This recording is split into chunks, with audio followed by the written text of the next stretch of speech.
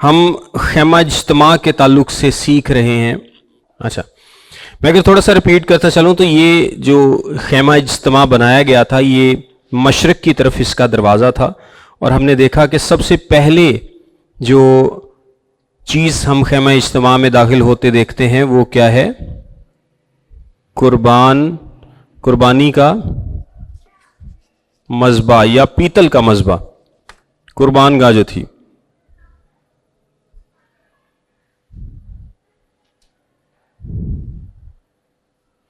اور اس کا یہ کس چیز کو پیش کرتا ہے؟ خداوند یسوع مسیح کی قربانی کو، خداوند یسوع مسیح کی قربانی کو. اور یہ حوض تھا جہاں پر وہ اپنے جو ریچولز ہیں یا طہارت کے کام ہیں ان کو پورا کیا کرتے تھے. اور حوض صفائی کو، یعنی پانی پرانے عہد میں کس چیز کو ظاہر کرتا ہے؟ پاک کیے جانے کو، صاف کیے جانے کو. اور نئے عہد میں کس چیز کی نمائندگی کرتا ہے؟ ایک نئی زندگی کو، کیونکہ جب ہم پاک صاف کر دیے جاتے ہیں تو ہمیں نئی زندگی ملتی ہے. اسی طرح جب یہ جو خیمے کی یہ جو غلاف ہے یا یہ جو عمارت ہے پاک مکان ہے اور پاک ترین مکان ہے. پاک مکان کے اندر ہمیں دائیں جانب روٹی کی میز ملتی تھی، جو کہ ہم نے سیکھا کس چیز کو؟ خدا کی پروویڈنس کو، اس کی پروویژن کو ظاہر کرتی تھی.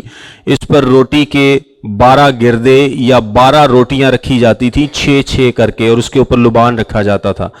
اور ابدی معنوں میں یہ کس چیز کو ریپریزنٹ کرتی ہے؟ خداوند یسوع مسیح کو، کیونکہ وہ ہے زندگی کی روٹی، اور جو اس روٹی میں سے کھاتا ہے وہ ہرگز بھوکا نہ ہوگا. اچھا، کچھ لوگوں نے سوال کیا تھا کہ کیا اس کا یہ مطلب ہے کہ جو پاک شراکت، میں نے کہا تھا کہ جی روٹی جو اس میں شامل نہیں ہوتا اس میں ہمیشہ کی زندگی نہیں ہے. تو کچھ لوگوں نے یہ سوال کیا کہ کیا جو پاک شراکت میں شامل نہیں ہوتا، یہ آپ نے اس کے بارے میں کہا. تو یہ میں نے پاک شراکت کے بارے میں نہیں کہا تھا. روٹی میں شامل ہونے کا مطلب یہ ہے خداوند یسوع مسیح کو اپنا شخصی نجات دہندہ قبول کرنا، اس پر ایمان لانا، اس پر ایمان لانا. یسوع مسیح نے کیا کہا تھا؟ میرا کھانا پینا کیا ہے؟ کہ اپنے بھیجنے والے کی مرضی کو پورا کروں. یسوع مسیح کی زندگی میں شامل ہونے کا مطلب یہ ہے کہ جو کچھ یسوع مسیح نے کیا ہے ہم اس پر ایمان لے آئیں. اور یسوع مسیح نے کیا کیا ہے؟ اپنی جان ہماری خاطر صلیب پر دی ہے.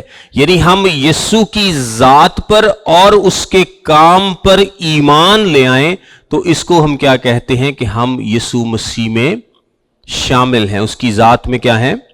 شامل ہیں. جو پاک شراکت میں شمولیت ہے یہ تو ہم نجات پانے کے بعد پاک شراکت میں علامتی طور پر شامل ہوتے ہیں. پاک شراکت میں شامل ہونے سے آپ کو نجات نہیں ملے گی، بلکہ نجات آپ کو کیسے ملے گی؟ نجات صرف ایمان سے ملے گی، نہ بپتسمہ لینے سے آپ کو نجات ملے گی. بپتسمہ ہو یا پاک شراکت ہو، یہ نجات پانے کے بعد کے عمل ہیں. یعنی جب آپ نجات پا جاتے ہیں تو اس کے بعد آپ کیا کرتے ہیں؟ پہلا عمل بپتسمہ لیتے ہیں، آپ پاک شراکت میں شامل ہوتے ہیں. اور ان دونوں کے خیر اپنے اپنے مطلب اور مقصد ہیں، لیکن کوئی یہ شخص نہیں کہہ سکتا جی میں بپتسمہ لے لیا سو میں نجات پا لی.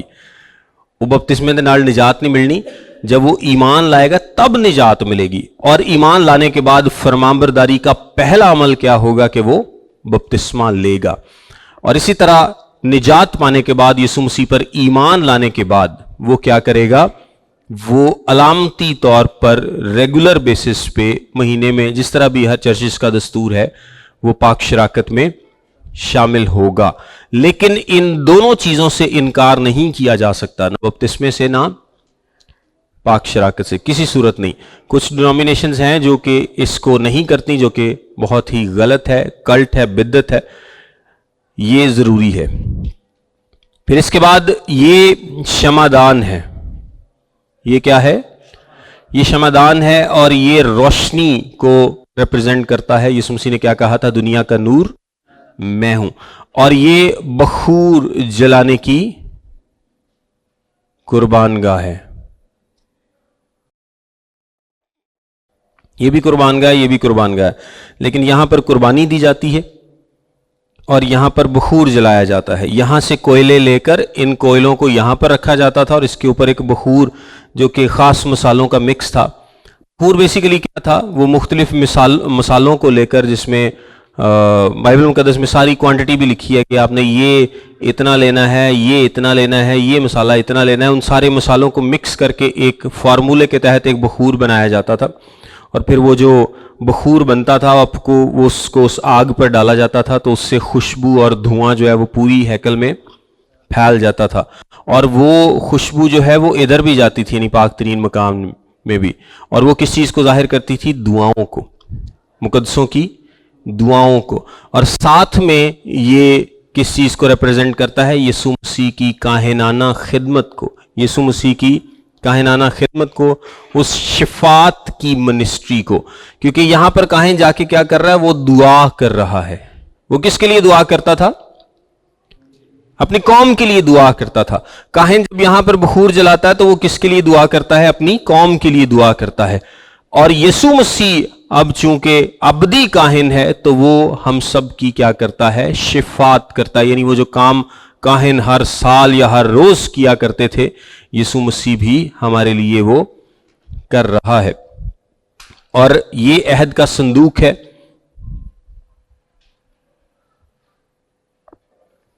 اور عہد کا صندوق خدا کی حضوری کو پیش کرتا ہے، رسائی کو پیش کرتا ہے. اور اس رسائی کے درمیان میں یہ پردہ تھا. یہ کیا ہے؟ یہ پردہ ہے.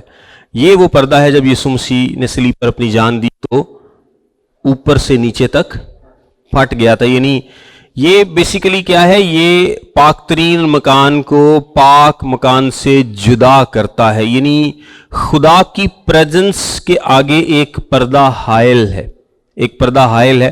اور یہ اس چیز کو شو کر رہا ہے کہ یہ جو قربانیاں دی جا رہی ہیں یہ اس پردے کو پرماننٹ ختم کرنے کے لیے کیا ہیں؟ ناکافی ہیں. کیا ہیں؟ ناکافی ہیں. اس لیے کاہن کو ہر سال یہ کرنا پڑتا تھا کہ یوم کفارہ پر، یعنی کفارے کے دن وہ کیا کرتا ہے؟ وہ قربانی کا خون لے جا کر یہاں پر چھڑکتا ہے اور قربان گاہ پر بھی چھڑکتا ہے. اس لیے اس کو ہر سال وہ خون لے جانا پڑتا تھا کیونکہ وہ خون پرماننٹلی اس دوری کو ختم کرنے کے لیے ناکافی تھا. اور یسوع مسیح کا خون جو ہے اس کے وسیلے سے یہ جو پردہ ہے یہ ہمیشہ کے لیے ختم ہو جاتا ہے. آج ہم دو اور چیزوں کے بارے میں دیکھیں گے. ایک تو کورنگز کے بارے میں. یہ جو خیمہ ہے یہ والا حصہ،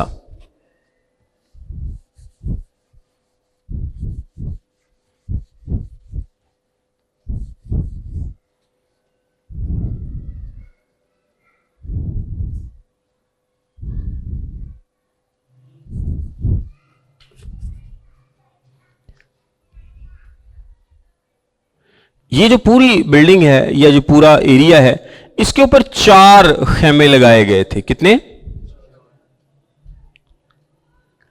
پہلا جو خیمہ ہے، پہلا ایک کور جو تھا وہ لنن کا تھا، یعنی کس کا؟ کتان کا. دوسرا جو کور تھا وہ بکری کی کھال کا تھا. اور تیسرا جو ہے وہ مینڈھے کی کھال کا تھا. اور چوتھا تخس کی کھال کا. یہ 4 کورنگز اس پر ڈالی گئی تھیں. یہ جو کتان ہے یہ ملٹی کلر ہے. یہ کون سا ہے؟ یہ ملٹی کلر، مطلب اس میں آسمانی، ارغوانی اور سرخ رنگ کو استعمال کیا گیا تھا. اس کتان میں آسمانی، ارغوانی اور سرخ رنگ کو استعمال کیا گیا ہے. اور باقی تینوں کھالیں ہیں، لیکن یہ جو مینڈے کی کھال ہے نا یہ لال ہے. یہ کیا ہے؟ ڈائیڈ ریڈ، یعنی اس کو لال کیا گیا تھا، اس کو لال رنگا گیا تھا. اب ان سب کا ایک مطلب ہے.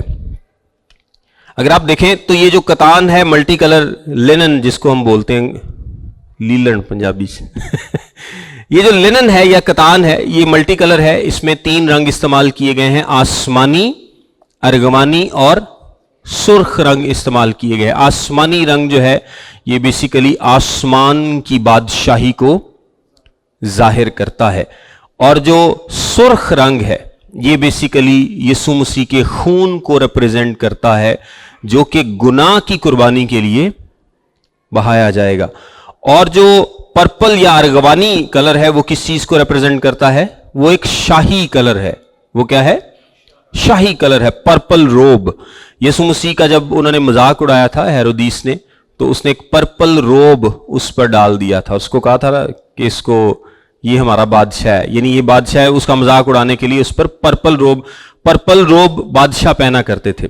सो पर्पल बादशाही को जाहिर करता है, लाल गुनाह की कुर्बानी को जाहिर करता है, और जो आसमानी रंग है वो खुदा की बादशाही को जाहिर करता है। ये रंग खैमा इज्तिमा में आपको ज्यादातर मिलेंगे, यही रंग मिलेंगे, इसके अलावा गोल्ड और सिल्वर मिलेगा। और ये देखें कि ये वाहिद इन चारों कवरिंग्स में से सिर्फ ये है जो कि कपड़े की है, बाकी खाले हैं। बाकी तीनों क्या है? खाले हैं। और जब कोई अंदर से जाएगा तो उसको कौन सी नजर आएगी? उसको यही नजर आएगी, बाकी तो नजर नहीं आएगी। उसको सिर्फ ये कतान की जो मल्टी कलर कवरिंग है ये नजर आएगी। इसके ऊपर बकरी की खाल है, गोट स्किन है बेसिकली। तो ये जो गोट स्किन है ये किस चीज को रिप्रेजेंट करती है? स्केप गोट का नाम सुना आपने?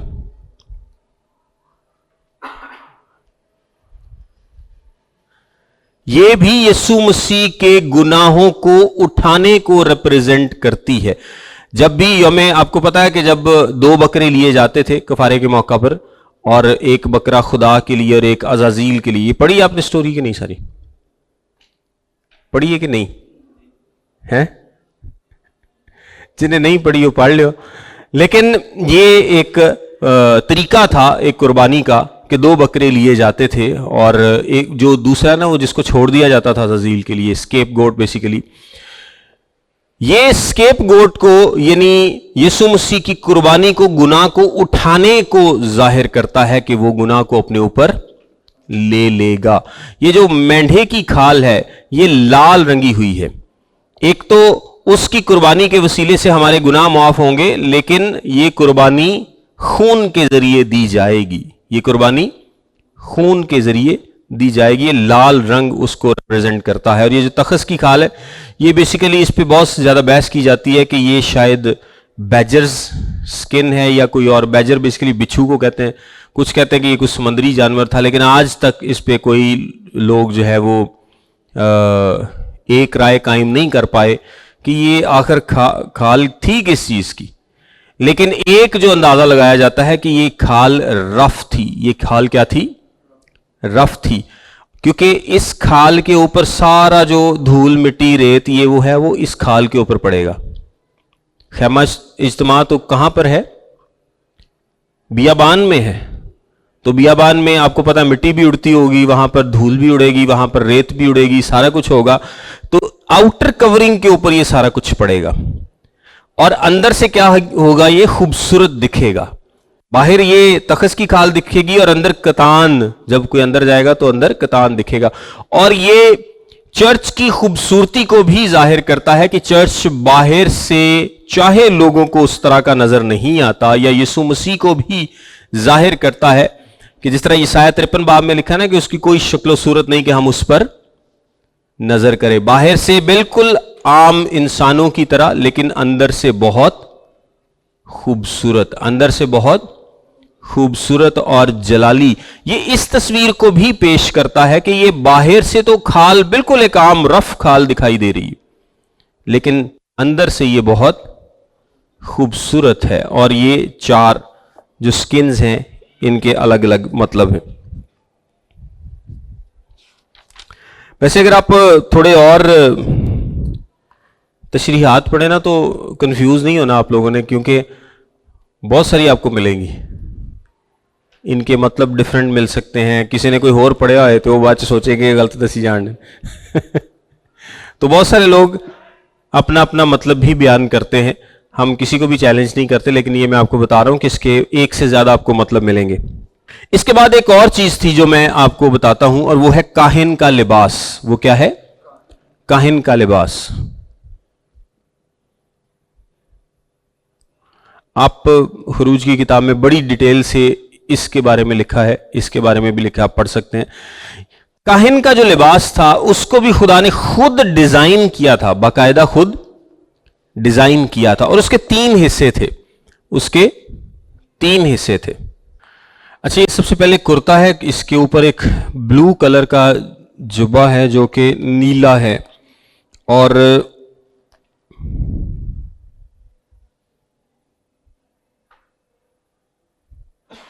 اس پر گھنٹیاں اور بادام کے پھول کی شکل کی، اس پر گھنٹیاں ہیں اور بادام کے پھول کی شکلیں بنی ہوئی ہیں،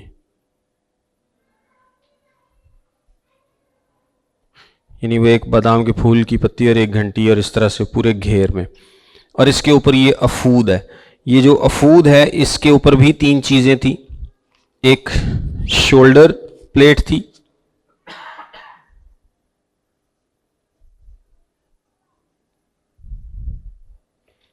ایک بریسٹ پلیٹ تھی،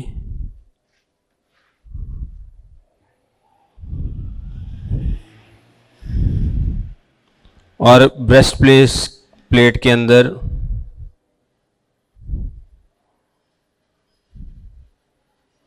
اریم اور تمیم تھے۔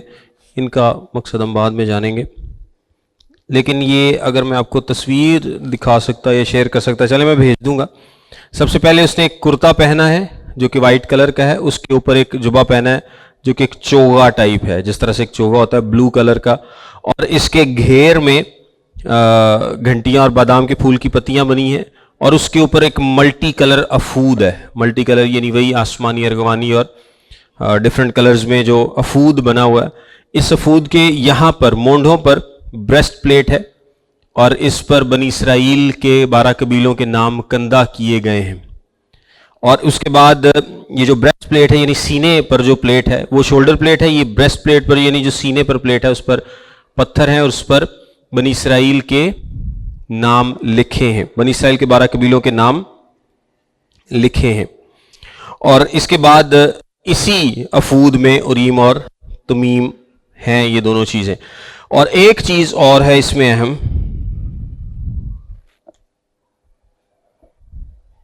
وہ ہے امامہ۔ اس امامے کے اوپر ایک گولڈ پلیٹڈ، ایک باریک پتری سے، ایسے امامہ بیسیکلی پگڑی کو بولتے ہیں، ایک پگڑی بنائی گئی تھی اس کے لیے، اور اس کے اوپر ایک باریک پتری تھی گولڈ کی، جس کے اوپر لکھا تھا خداوند کے لیے مقدس۔ کیا لکھا تھا؟ خداوند کے لیے مقدس۔ تو یہ بیسیکلی اہم کچھ حصے تھے اس کے، اور ان سب کا بھی ایک اپنا اپنا مطلب ہے۔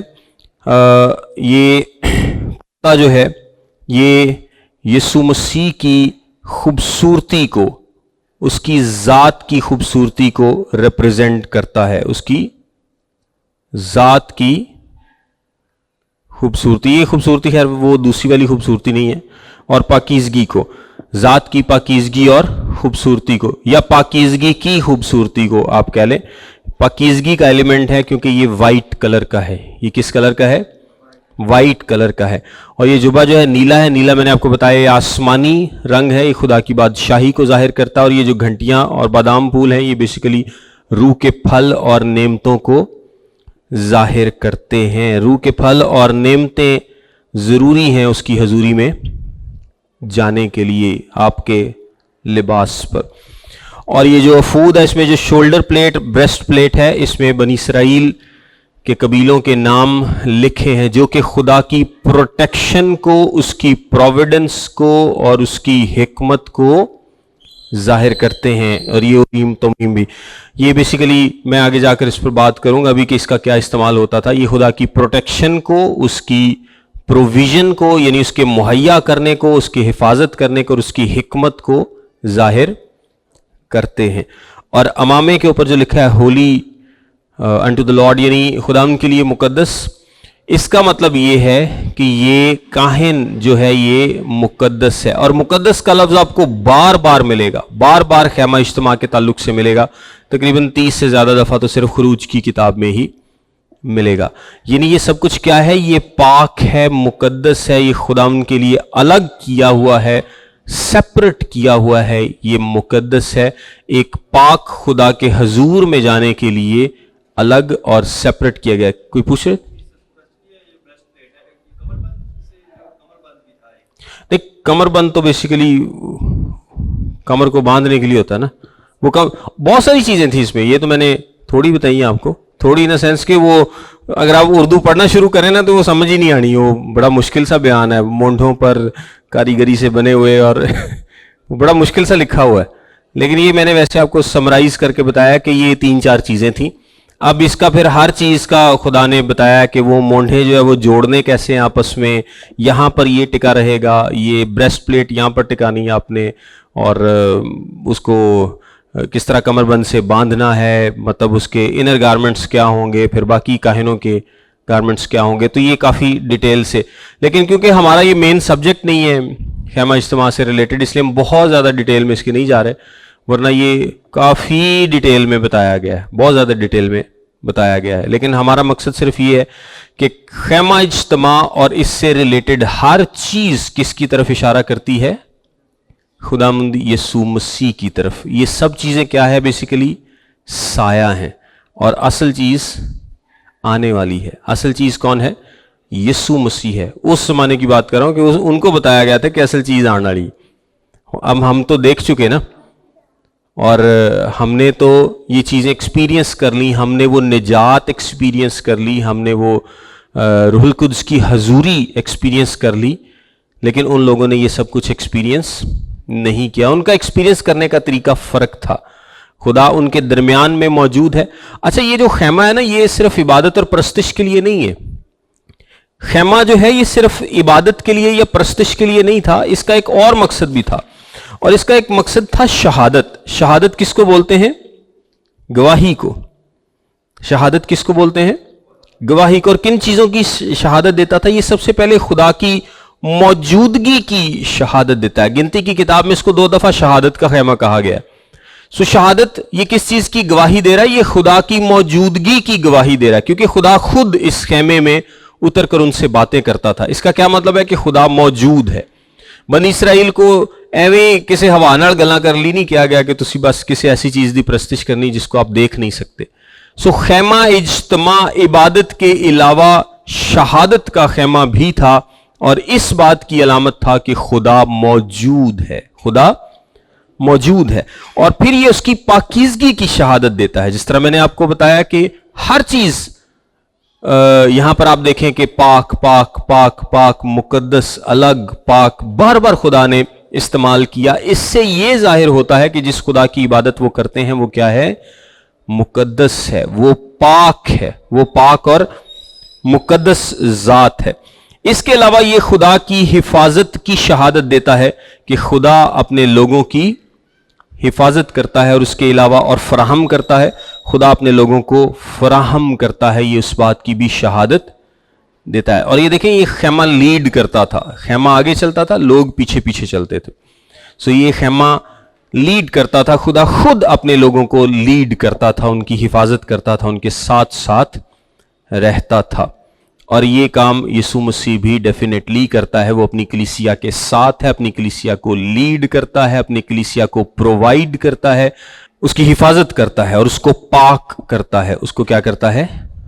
पाक करता है। पाक बनो इसलिए कि खुदा पाक है, और खुदा खुद चूंकि पाक है इसलिए वो हमसे भी रिक्वायर करता है कि हम भी उसकी मानंद पाक बन सकें। और यीशु मसीह हमें क्या करता है? पाक करता है। सो अब खैमे के बाद हम इसके बाद जो इसराइल की मूवमेंट है, नेक्स्ट मूवमेंट है, हम वहां से स्टार्ट करेंगे कि ये जब खैमा मखसूस हो जाता है तो अब इसमें कुर्बानियां गुजरानी जाएंगी। और कुर्बानियों पे मैं इकट्ठा ही आपको बताऊंगा कि किस किस्म की कुर्बानियां थी, कौन सी गुजरानी जाती थी। और कुर्बानियों के बाद ये खैमा मूव होगा, और फिर ये आहिस्ता आहिस्ता वहाँ पर जाएगा। खरूज की किताब प्रैक्टिकली हमारी जो है वो तकरीबन ख़त्म हो गई। अब हम अहबार की किताब में अगले हिस्से को देखेंगे, और कोशिश करेंगे कि जल्द अज जल्द कुर्बानियों को देखकर हम असी बनी इसराइल नूं अपने लो क्लास से कनान से पहुँचाइए, ताकि ये वाला लेक्चर ख़त्म हो, साडा ये सब्जेक्ट ख़त्म हो। क्योंकि हमने تقریباً 5 لیکچرز کے بعد نئے سبجیکٹ کو یہاں پر سٹارٹ کرنا ہے. سو خداوند آپ سب کے ساتھ ہو. آج ہم اس کو یہاں پہ کلوز کرتے ہیں. خداوند نے چاہا تو نیکسٹ میں آپ سے ملاقات ہوگی.